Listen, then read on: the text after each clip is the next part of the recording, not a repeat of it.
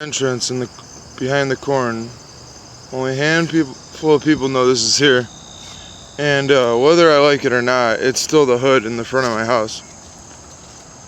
But in the back, for me, it's paradise. There's a piece of wood I didn't even know. This is like an old wall. I'll grab this piece of wood just to see if it'll be of use.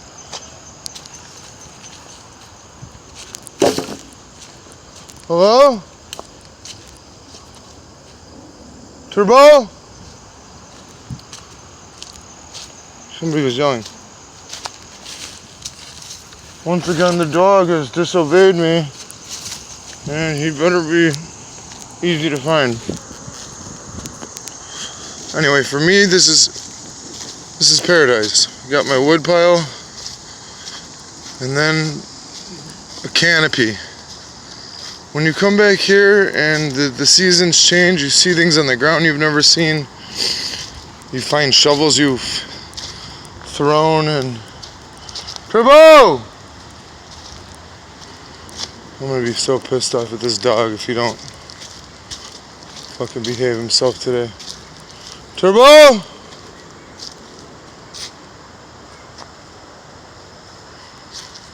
Oh, I hope he didn't go that way, and I hope I find him. I'm already pissed off. He's got his leash on. Turbo!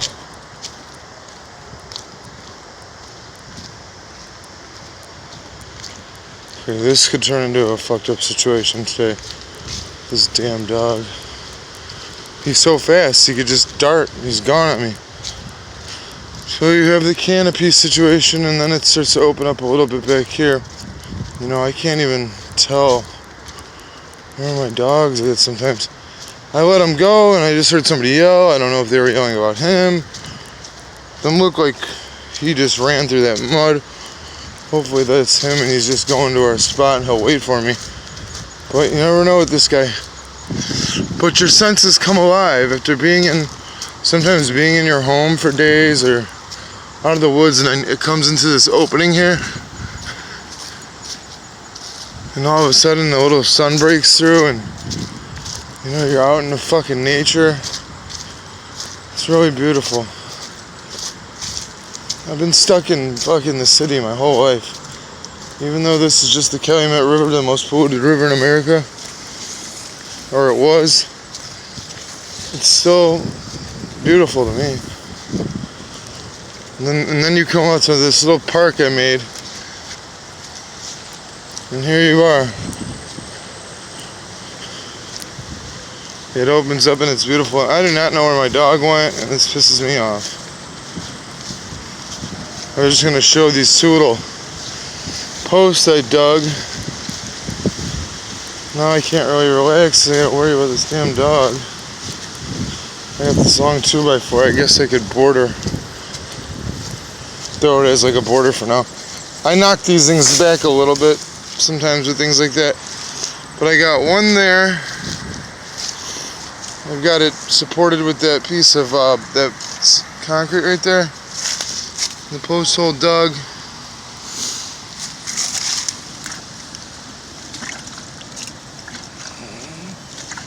Give it a little more water, I guess. Give it a little more water there. And then this post hole dug. These vines used to climb on top of my shit. But I decided that I wanted to have it come back on a slant there. That way there'll be a back awning, and you could put firewood back there, and the fireplace is right in front of it. So then you could put your bench back there, and you don't have to take up all this area, and you can still drive your four-wheeler through here. At least that's the plan, since I found these 4x4s. I said, fuck it, I'll use those, and I'll have a back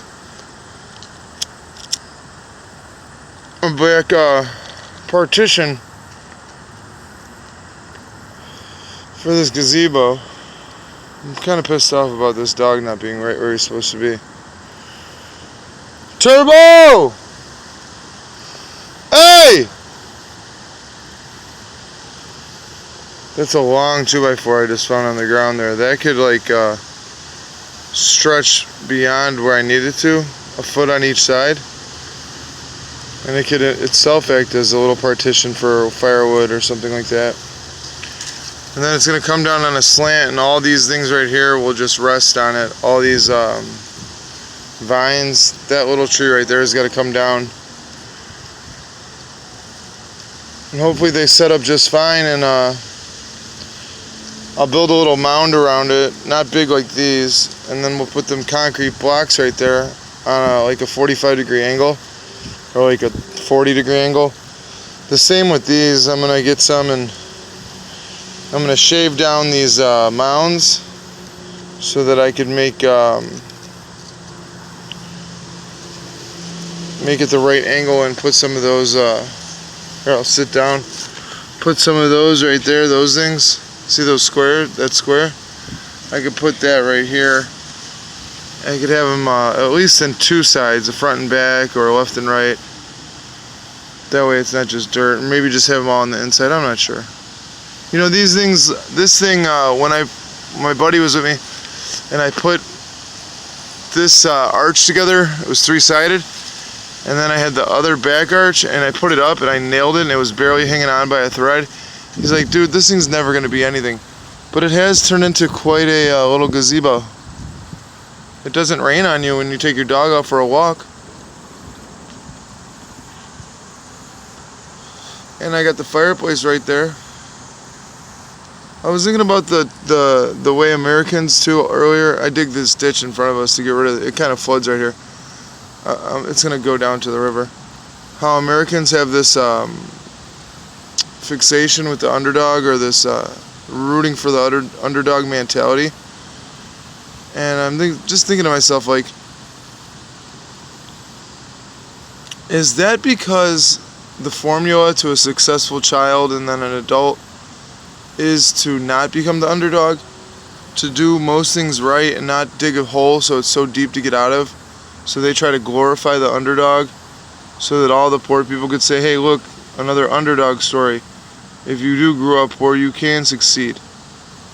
Is it there as false hope for the poor? Or is it there, is it kind of grew organically, the myth of the underdog. But I think if you're the underdog and you're constantly getting fucking slammed in life, especially the life we are finding ourselves here in post-2000 with computers, the underdog doesn't get a clean slate. The underdog's name can be looked up, and then they see everything about you, and he can't start his life over as easy. There's credit. There's a possible, I don't know how possible it is, but, a social credit. Like in China, they say they have a social credit where if you talk too much shit online, your credit goes way down. Or if you're, one of these things that would ruin your credit, your social credit score, like an anti-Semitic statement or the dreadful racism tag, that means absolutely nothing. Do you not go along with the status quo? Do you question things that, in the future they might have a social credit system so that somebody's not hired or somebody can't advance if they don't have the right opinions? It's basically, do you have the right opinion score? Are you the type to just be obedient? An obedient worker. Obedient cog in a wheel. Tooth on a fucking gear. So I question that, whether or not the underdog was ever really it's not a good thing to be, because you're coming from behind. Well, it's like playing poker and you got a small chip stack and he's got a giant one. The odds are against you. Big money eats little money. So that underdog shit, it's all good and well, but the notion that we could all become underdogs and then turn it around is false. Not everybody can turn it around. Not everybody's strong enough. I'm an underdog, and I'm finding it very hard to keep my head above water. An underdog in the sense that my life started out on the wrong foot. So it should not be looked upon as a good thing. poorer people, we tend to look at other poor people and root for them. But statistically, the underdog has had a fucked up life, and now, like I said, with computers, it's going to follow him. So therefore, it's not the preferred way to go. If you have children, you don't want them being the underdog. You want them starting out good and staying good. That's like somebody getting addicted to drugs and having to get off them. Now they're the underdog because they had a drug addiction. Well, their life would have been way better if they weren't the underdog to begin with. If they never touched cigarettes or marijuana or alcohol or heroin or cocaine, methamphetamines, prescription painkillers. All those things do make you the underdog. And it's very hard to come back from. And even if you do, there's years wasted. However many years you spent on a drug may have held you back. So, the premise of the underdog being this great thing and us all rooting for him, yeah, it's all good and well, we root for him. Of course, it's in our natural instinct for most of us. I mean, unless you're a psychopath and you say, oh, look, there's an underdog. I hope they get their fucking, like if there's a football game and there's an underdog team, like a college team, and you're rooting for the juggernaut, you're like, I hope the underdog just comes in there and gets put in their place and the quarterback has to be wheeled out on a cart because of a career-ending injury. I mean, you're a psycho at that point. But I think that's why the underdog is pushed as such a good thing. But I use Quikrete. I found some old Quikrete for this pole, this non-treated painted one, and that one right there. And so there's going to be a slope in the back.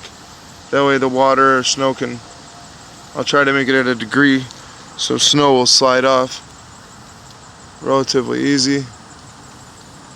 And then we'll have a little more space and you can put a chair back there. I got just the chair. It's like a backyard mini futon, and it would fit there so perfectly. It's in my basement. I tried to clean it, but with cleaning it, all I seem to have done is take the dirt from the inside of it and have it come to the outside, so the outside looks like somebody just pissed all over it. It looks terrible.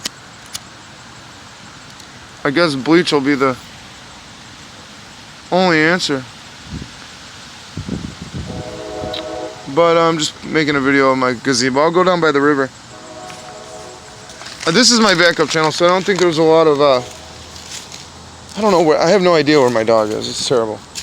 I have to go find my dog and turn this video. Turbo! There's the ducks. I just scared them away. If you could see them down there. I'm not gonna walk down there. I'm gonna look for my dog. But Saturday, Unbleached. If anybody watches this or watches that, tell them I'm for sure trying to come talk on the show. All those people that I've just recently met and all those I have in the past, just keep on rocking with me, man. We've all got to support each other. Good people must support good people. And I'm not saying I'm, this great person, but when I say good, I mean if I saw somebody hurting something weaker than them, or, I would immediately beat the fuck out of them. If I don't like liars, I don't like cheaters, I don't like thieves, I don't like cowards, and there's too many of that. We got to call that shit out, man. There's too many egomaniacs. So if one thing my channel is here for, it's to call out egomaniacs, psychopath, liar, manipulators, people who are just horrible people. They have to be called out. I think that's one of the purposes of this channel. So everybody, God bless. Take it easy.